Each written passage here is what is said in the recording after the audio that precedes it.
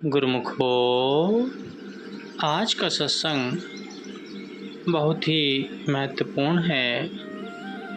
सभी गुरुमुख ध्यान पूर्वक सुने और रूहानी लाभ उठाएं और चैनल को ज़्यादा से ज़्यादा सभी गुरुमुख सपोर्ट करें और अपना प्यार दें। तो गुरुमुखो, श्री गुरु महाराज जी एक बार जब स्पेन की यात्रा पर निकले तो वहाँ के सभी गुरुमुख महाप्रभु जी के साक्षात दर्शन पाकर वहाँ के गुरुमुखों के हृदय गदगद हो उठे और उन्होंने श्रद्धा व प्रेम के हार पहनाकर श्री प्रभु जी का हार्दिक स्वागत किया। मैड्रिड, मलांगा और सेउता शहरों में श्री चरण छुआकर आपने सब प्रेमियों को अपने पावन श्री दर्शनों से कृतार्थ किया और अपने सतुपदेशों द्वारा सब कष्ट क्लेशों का हरण कर उनके जीवन में नई बहार ला दी। तो पावन श्री वचनों में फरमान हुआ कि आप गुरुमुख प्रेमी बड़े भाग्यशाली हैं, क्योंकि आपकी सुरती और मन माया के ख्यालों को छोड़कर भक्ति की तरफ लग गए। भक्ति सुखदाई है और इंसान के लोक परलोक की संगी साथी है।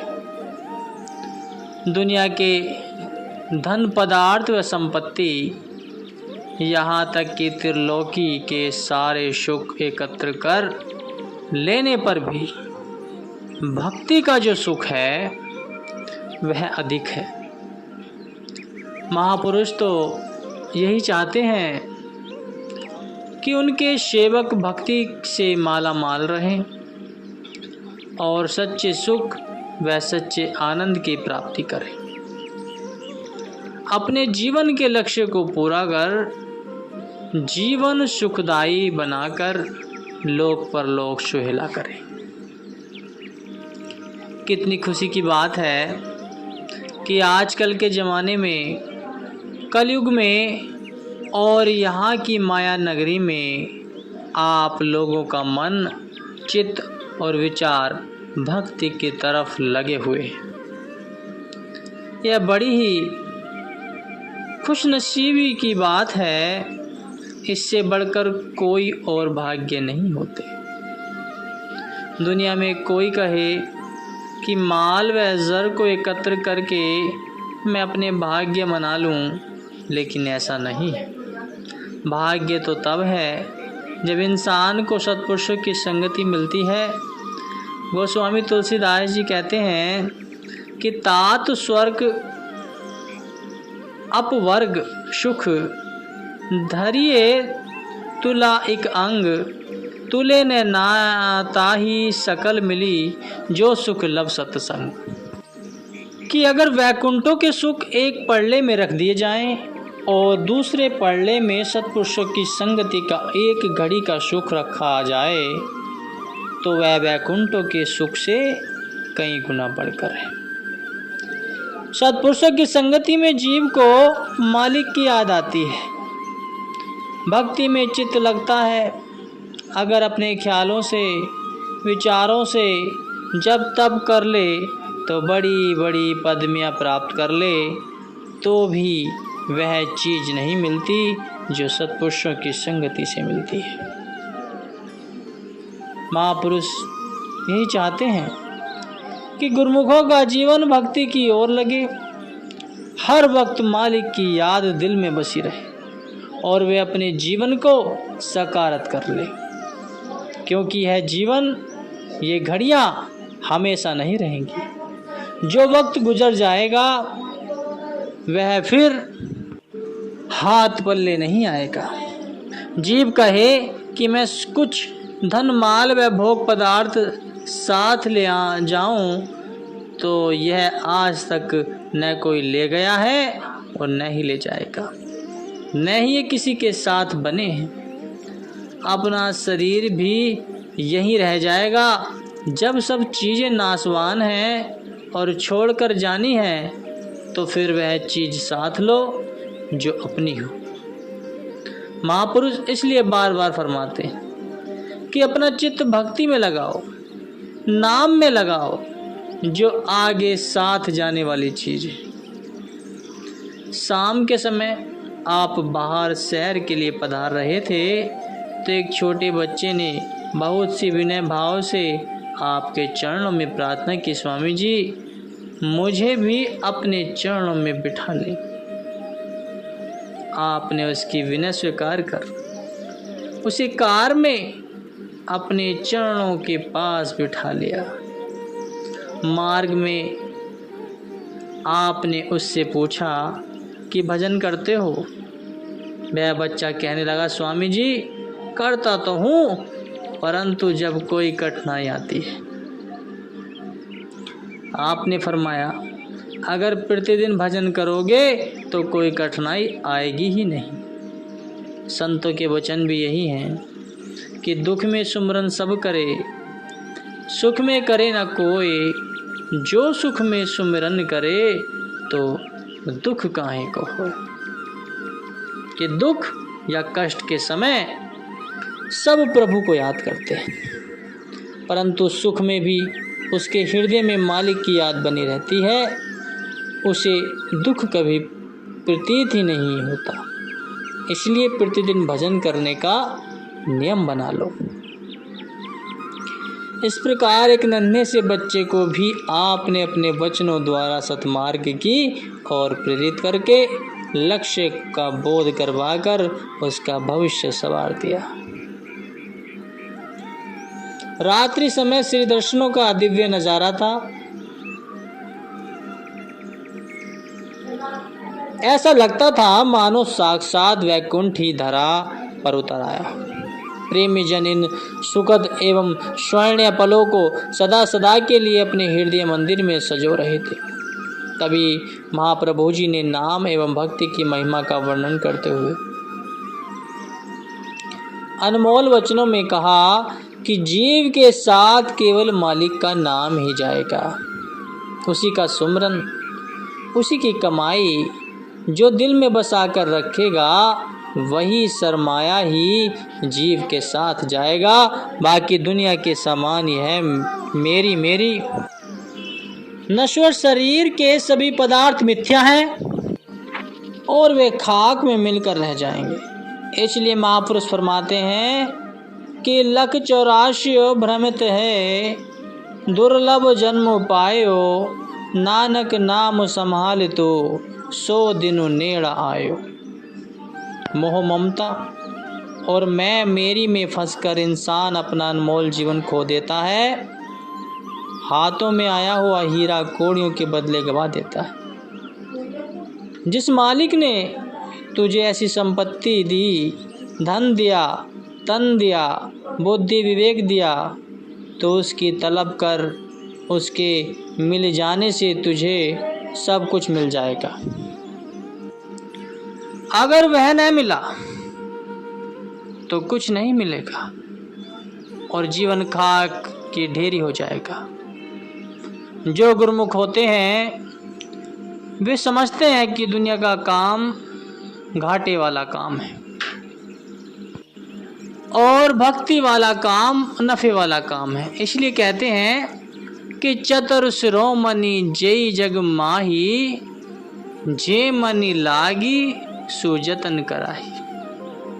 श्री रामचरितमानस में कहा है कि वही गुरुमुख चतुर व सयाने हैं जो भक्ति रूपी मणि को पाने के लिए यत्न करते हैं और उसको अपनाने की कोशिश करते हैं। वे समझते हैं कि यही सच्चा शर्माया है जो सच्चा सुख प्रदान करने वाला है। महापुरुष भी बार बार यही चेतावनी देते हैं और इसलिए ही संसार में विचरण करते हैं कि गुरुमुख जन अगर गफलत में आ गए तो जाग जाएं, अपने काम में लग जाएं। अपने घाटे को पूरा करें तथा लाभ के सौदे की ओर जाएं। गुरुमुख महापुरुषों के वचनानुसार अपने काम को मद्देनजर रखते हुए भक्ति और नाम की कमाई करते हैं, जीवन भी सुखी बनाते हैं और परलोक भी सुहेला बना लेते हैं। स्पेन के प्रेमियों को श्री वचनों की पावन गंगा में मंजन करवाकर आपने लंदन की ओर पग बढ़ा दिए। लंदन की धरती महाप्रभु जी के चरण स्पर्श करते ही चाहने लिए प्रतीक्षा में थी और 24 अगस्त को आप लंदन पधारे। आपकी पावन चरण रज और सिर दर्शन की झलक पाकर समूचे वातावरण में खुशी की लहर दौड़ पड़ी। हर ओर बहारों ने डेरा लगा दिया। प्रकृति भी तेजोमयी नूरानी मुखमंडल की आभा को निहार कर स्तंभ रह गई और नतमस्तक हो अभिवादन करने लगी। एयरपोर्ट पर आए हुए प्रेमियों ने जयकारों के स्वर के साथ हार व गुलदस्ते भेंट किए। वहाँ के प्रेमी गुरुमुखों का हाल चाल पूछकर आपने उन्हें शुभ आशीर्वादों से निहाल कर दिया।